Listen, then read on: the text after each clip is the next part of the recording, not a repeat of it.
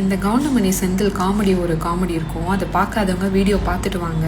ஏன்னா அந்த கவுண்டமணி செந்தில் மாதிரி தான் நம்மளும் நம்ம பேரண்ட்ஸும். எதுக்குன்னு யோசிக்கிறீங்களா? வீடியோ பார்த்துட்டு வாங்க, சொல்கிறேன்.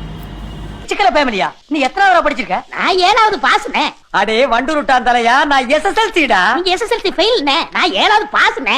அடே பச்சனை புடிங்கி, நான் எஸ்எஸ்எல்சிடா. அடங்க, நான் 7வது பாஸ்ங்க, நீங்க எஸ்எஸ்எல்சி ஃபெயிலுங்க. பாஸ் பெருசா ஃபெயில் பெருசா? பார்த்தீங்களா?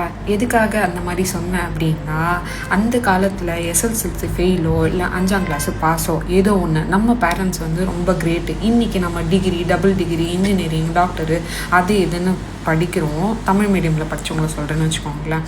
ஆனால் இன்றைக்கி இங்கிலீஷ் பேசுகிறதுக்கு நம்மலாம் வந்து ரொம்ப ஷையாக ஃபீல் பண்ணுறோம். நம்ம பேசுகிறது ரைட்டோ தப்பாக நினச்சிப்பாங்களோ. ஆனால் நம்ம பேரண்ட்ஸ்லாம் பாருங்கள், அந்த செந்தில் கவுண்டமணி மாதிரி ரொம்ப ஸ்ட்ராங்கு, ரொம்ப ப்ரௌடாக ஃபீல் பண்ணுறேன். ஏன்னா நம்ம இன்றைக்கி அன்றாட வாழ்க்கையில் யூஸ் பண்ணுற வேர்டு வந்து நம்ம பேரண்ட்ஸு இங்கிலீஷ் வேர்டு யூஸ் பண்ணுறாங்க. அவங்க எந்த கிளாஸுக்கு போயிருப்பாங்க, அதாவது டிவி பார்த்தோ இல்லை நம்ம பேசுகிறத வச்சோ மற்றவங்க பேசுகிறத வச்சோ கவனித்து மேபி வந்து ஃப்ளூயண்ட்டாக பேச தெரியாது, ஆனால் அந்த வேர்டு வந்து கரெக்டாக உச்சரிப்பாங்க. எப்படின்னு சொல்லவா?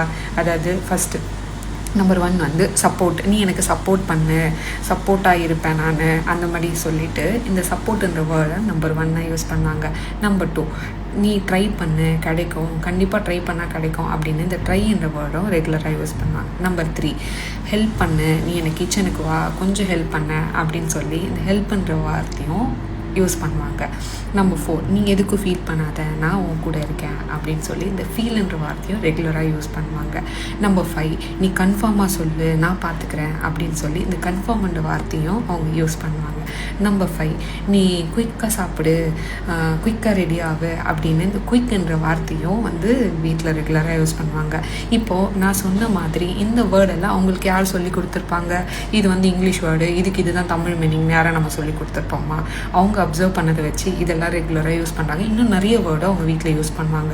ஸோ அந்த காலத்து எஸ்எல்சிசி ஃபெயிலோ 5வது பாஸோ 7வது பாஸோ, ஆனால் அவங்க கிரேட். இன்றைக்கி நம்ம யார் என்ன யோசிப்பாங்களோ அப்படின்னு சொல்லி இங்கிலீஷ் பேசுகிறதுக்கு நம்ம தயங்குறோம். அவங்கெல்லாம் பயங்கர கிரேட்டுங்க.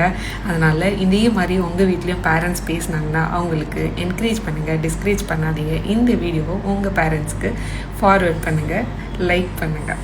பாய்.